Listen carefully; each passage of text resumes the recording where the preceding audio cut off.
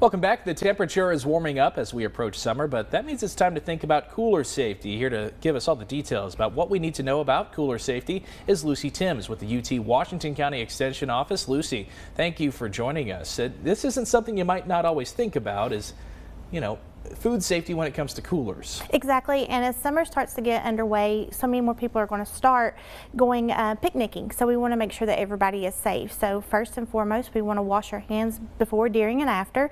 That's just good hygiene.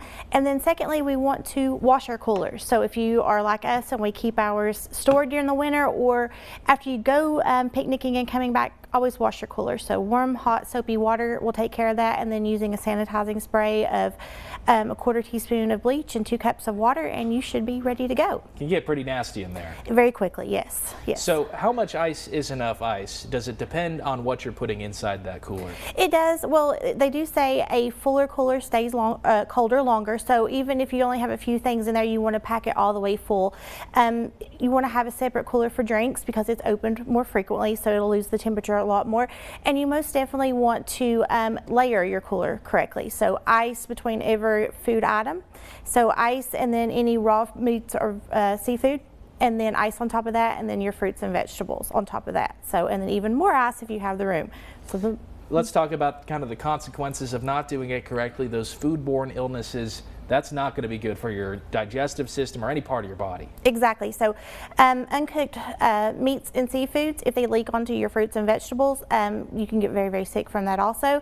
We also don't want to be drinking the ice melt of the water from the coolers. It becomes contaminated from the meat or even your fruits or vegetables. Fruits and vegetables are the leading cause of foodborne illnesses because most people don't wash them properly, and then we eat them raw, and so there's nothing to stop the bacteria growth from getting into us. So making sure that you wash your fruits and vegetables before you put them in your cooler, and making sure everything is in its own sealed container. A plastic bag or an airtight container will help out a lot too. How quickly can perishable foods spoil if there's not enough ice inside the cooler? So usually on a warm day, probably around 4 hours is your best time, but if you're taking the foods in and out, you've got a 2-hour window before you need to get them back in. If it's hotter than 90 degrees, then you want to get them back in under an hour. That way the bacteria doesn't have any chance to spread or grow. Ice obviously does tend to melt. Do you have any tips on how to, if you need to keep more ice to put on the cooler, how do we keep that?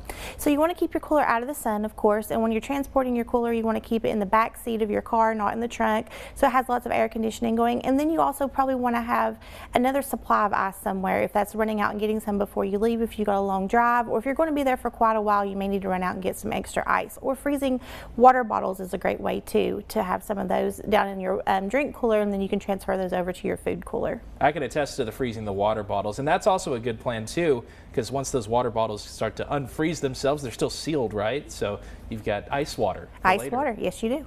Good plan there. All right. Well, Lucy, you're with the Washington County UT Extension Office. Anything else, any way people can contact if they need more information or anything like that? They can Google us, and then we also have our website that they can reach out to us too.